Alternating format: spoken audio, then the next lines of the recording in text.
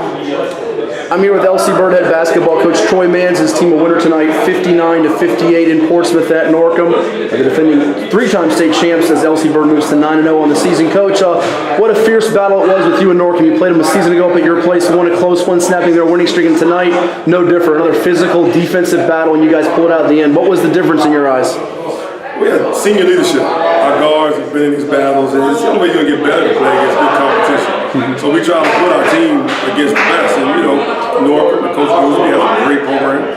And if we want to be the best, you got to compete against them. So our guard, our seniors have been here a million times. They finished the game for us today. And I thought you answered Norcom's maybe their best in terms of fourth quarter offensive efficiency. They were 8 of 10 to start the fourth quarter, 80% when teams shoot that way. It's hard to beat them. You guys had a 6-point lead. You lost it. They go up 3, but you guys held tough. And it was those two guys down the stretch with Mario Haskins putting you in front, and then Pinky Wally with just a clever defensive play to get a steal there to get you the possession with the lead there.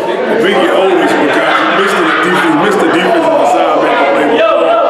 And so he was like, Coach, before I could even say anything, they've been with me for 4 years, so I don't have anything new to the point where they're finishing my sentences for me. But he knew he messed up, and there was no doubt that Pinky, he always comes through at the end, so I wasn't worried about him. You had a different guy step up in each quarter. The first quarter, Rio set the tone, I thought, with his 9 points.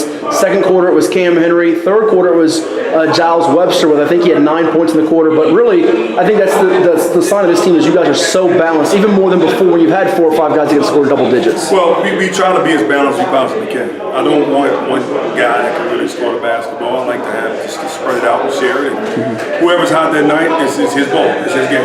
So the guys are very unselfish.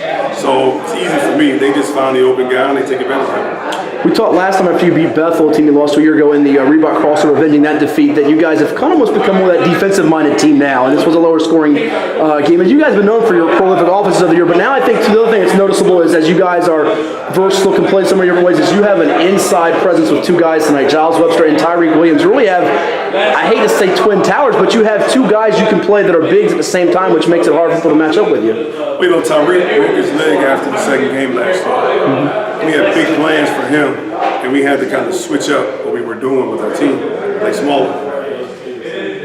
Him hurting himself, he kind of missed his whole sophomore season. And so this is like his sophomore year, so every game he's getting better and better at something. And Giles doing a great job as far as leading him in the right direction. They're kind of, where Tyreek can score more, Giles is more of a rebounder.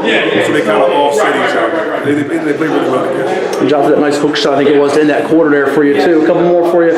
You look at your team here, and we talked about Jalen Dillard had the breakout game. Of course, breakout game to everybody else. You guys knew how good of a scorer he was when you beat Bethel, but tonight his shot's not falling. To have that confidence to keep shooting, it's a big 3 for you to tie it up in the 4th period. What's that say about, I guess, his development with you guys and not shying away from the big shot there? Well, Dillard's hurt. He sprained his ankle really bad in the last game. He probably shouldn't have played, but he wasn't going to let me keep him out of it. So I said, all right, you're out there, you might as well do something. So he was missing shots. I had 100% confidence in him making shots. The thing about him that has impressed me more than anything is how well he defends.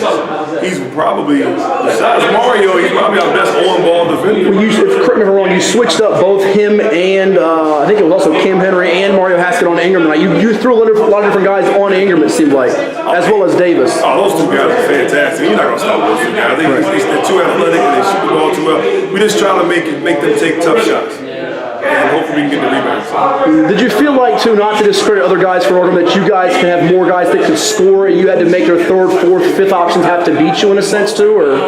Well, we just try to stick to our defensive principles. And if it looked that way, it looked that way. But we just try to stick to what we work on every day. And we don't really game plan and to try to take out different guys. We just want to stick to what we do every day, and it works itself out. Just spoke with your 2 senior leaders in Pinky Wally and Mario Haskins. I said, what do you guys, after this one, what's it mean to you? They're like, well, it's just another game to us. We don't even know who we play next. We don't know what our record is. And I think that's very true. For you as a coach, do you really have to reinforce things? What's your job now at this point with guys that are just so mature in their roles and know what to do?